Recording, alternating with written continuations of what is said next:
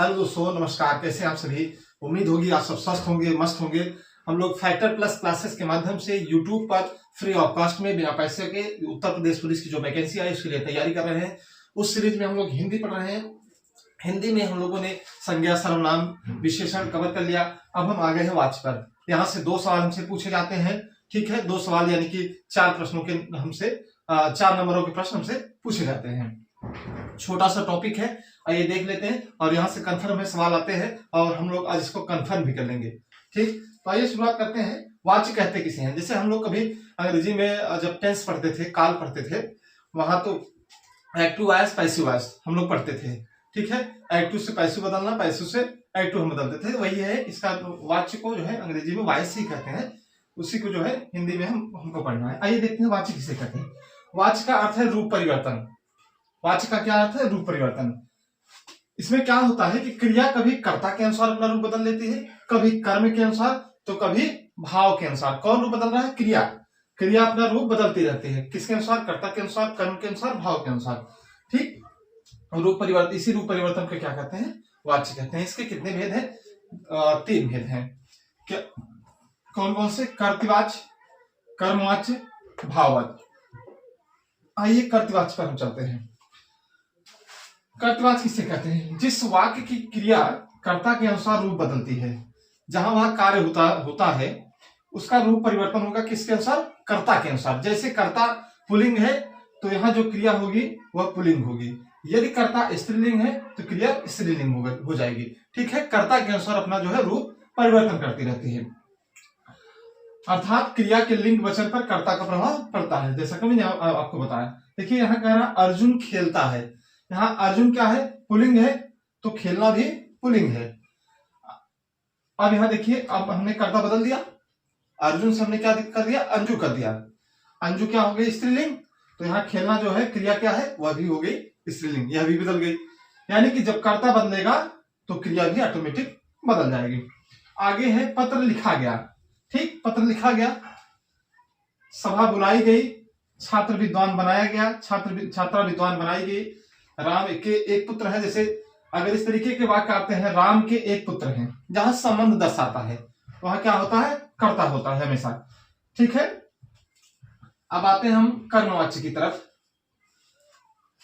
कर्मवाच्य में कहता है कि जिस वाक्य की क्रिया कर्म के अनुसार अपना रूप बदलती है, न कि कर्ता के अनुसार। कर्तृवाच्य में क्या था? कर्ता के अनुसार क्रिया अपना रूप बदलती थी। अब यहाँ कर्म के अनुसार बदलेगी। कर्ता से उसको कोई मतलब ही नहीं होगा। ठीक, जैसे रोशन ने रोटी खाई। देखिए हम यहाँ देख रहे हैं कि रोशन क्या है? पुल्लिंग है। अगर यहाँ कर्तृवाच्य हम विकल्प में मार देंगे तो हमारा गलत हो जाएगा। क्यों? क्योंकि देखिए हमने कहा रोशन ने रोटी खाई, तो रोशन पुल्लिंग है, तो कर्ता क्रिया जो है हमारी पुल्लिंग होनी चाहिए। कर्तृवाच्य की ही जो है मांग है। लेकिन यहाँ क्या कह रहा है? खाई, स्त्रीलिंग कर दिया, पुल्लिंग के साथ स्त्रीलिंग। लेकिन अगर ऐसा हो तो वहां क्या होगा? कर्मवाच्य होगा। अब यहाँ मैंने जैसा बताया ना, यहाँ रोशन ने रोटी खाई, यह कर्मवाच्य। और अगर कह दें रोशन रोटी खाता है, ये जो है पुल्लिंग है, ये भी पुल्लिंग है, तो क्या हो गया? कर्तृवाच्य हो गया हमारा। ये रोशन रोटी खाता है। लड़कों को स्कूल जाना है। ठीक, सीमा से खिचड़ी खाई जाती है।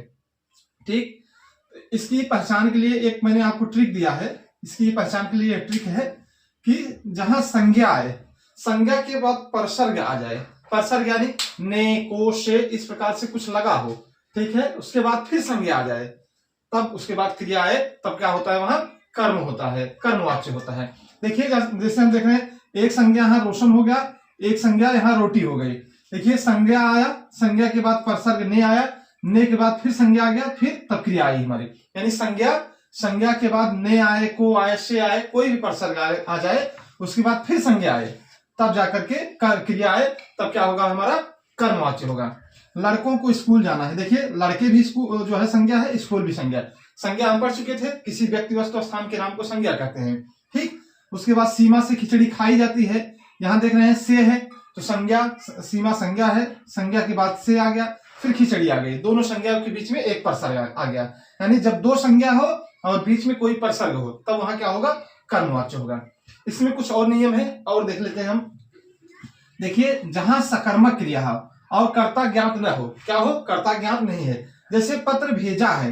देखिए अभी हमने यहां देखा था कर्तवाच्य में कि पत्र लिखा गया, ठीक। और यहाँ क्या है, पत्र भेजा है और सभा बुलाई है। यहाँ जो है कर्ता अज्ञात है, कर्ता नहीं मालूम, पत्र किसने भेजा हमें नहीं मालूम है, पत्र किसने भेजा है मालूम नहीं है।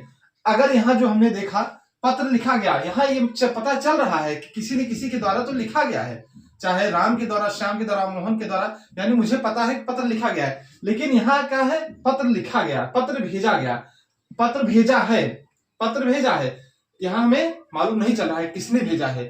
हमारे घर पत्र आ गया, हमें नहीं मालूम है। सभा बुलाई है, किसने बुलाई है पता नहीं, ठीक। और यहाँ उसके बाद एक पॉइंट और देखेंगे, ना चाहने पर भी जहां कार्य हो जाए, जहां ना चाहते हुए भी कार्य हो जाए, जैसे गिलास गिर पड़ा, गिलास टूट गया, ठीक है, प्लेट गिरी टूट गई, तो जहां अचानक से कार्य हो जाए वह क्या होता है, कर्मवाच्य होता है। जैसे देखिए कांच की प्लेट टूट गई, यानी आप चाह नहीं रहे थे लेकिन न चाहने पर भी आपके काम हो गया, ठीक। उसके बाद जहां कर्ता प्रकट न हो, जैसे पुलिस क्या कर रही है, चोरों का पता लगा रही है, चोरों का पता लगाया जा रहा है, डाकुओं का पता लगाया जा रहा है। यहाँ चोर कौन है हमें पता नहीं है, अर्जुन है कि मोहन है कि श्याम है, कौन चोर है हमें नहीं पता। जब कर्ता न पता हो तब वहां क्या होगा, कर्मवाच्य, चोरों का पता लगाया जा रहा है, हमें पता नहीं है।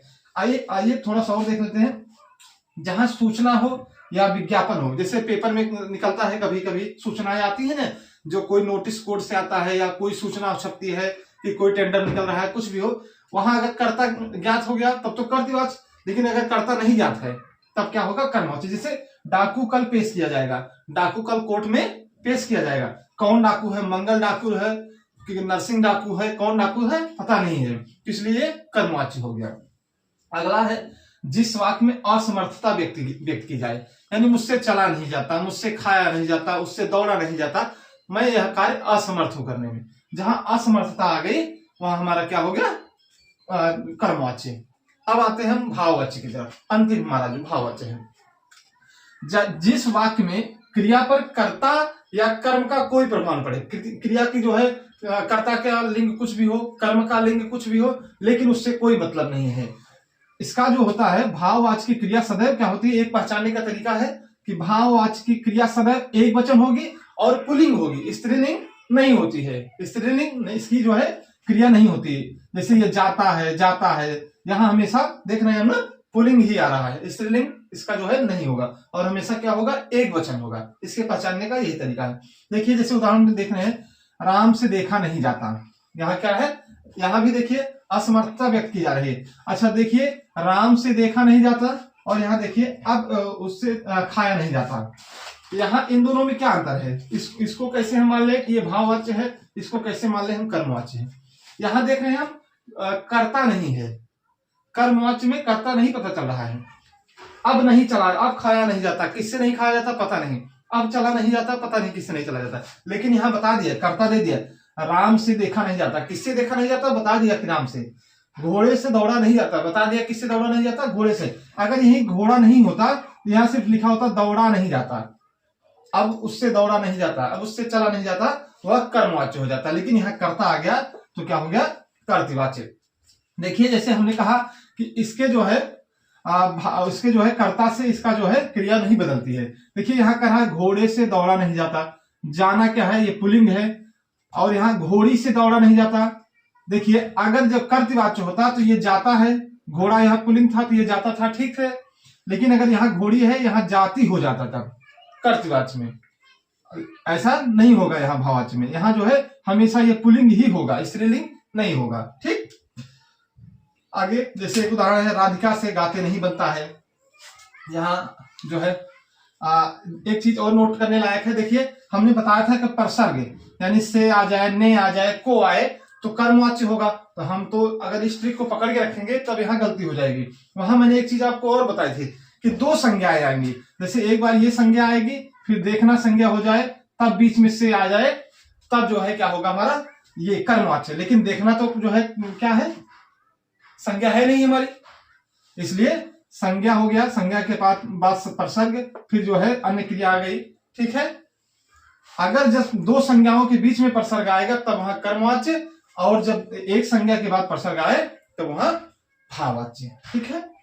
अर्जुन ने मुकेश को देखा, जब दो व्यक्ति देख रहे हैं हम यहाँ संबंध बता रहा है, ठीक है, संज्ञा के बाद ने फिर वहां संबंध बता रहा है मुकेश से, ठीक, वहां आ गया शनि को पढ़ना है, जैसे कर्ता के बाद तुरंत जो है को आ जाए या से आए, उसको चलना है, उसको पढ़ना है, तब क्या हो गया हमारा भाववाच्य हो गया।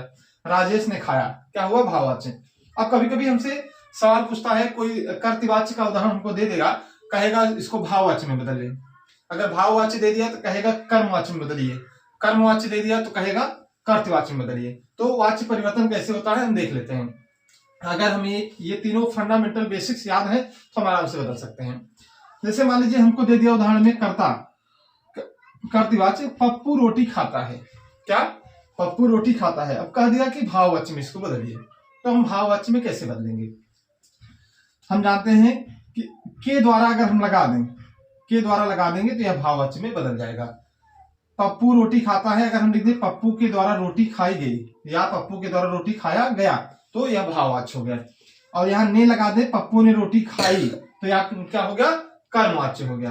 ठीक है, इसी तरीके से हमारा कर्म परिवर्तन होता है, कर्ते से कर्म, कर्म से भाव, भाव से कर्तृ। ठीक है, तो ये हमारा रहा वाच्य। इसके बाद कल वाले सेशन में हम लोग पढ़ेंगे चिन्हों के विषय में, जैसे विराम चिन्ह, पूर्ण विराम, अर्ध विराम, विराम, ये सब क्या होते हैं। एक सवाल वहां से जरूर पूछते हैं, छोटा सा टॉपिक है, 2-3-4 मिनट का यह टॉपिक होता है, आराम से हम खत्म कर देंगे। उसके बाद हम पढ़ेंगे काल। ठीक है, तो चलिए आज के सेशन को खत्म करते हैं। जय हिंद साथियों।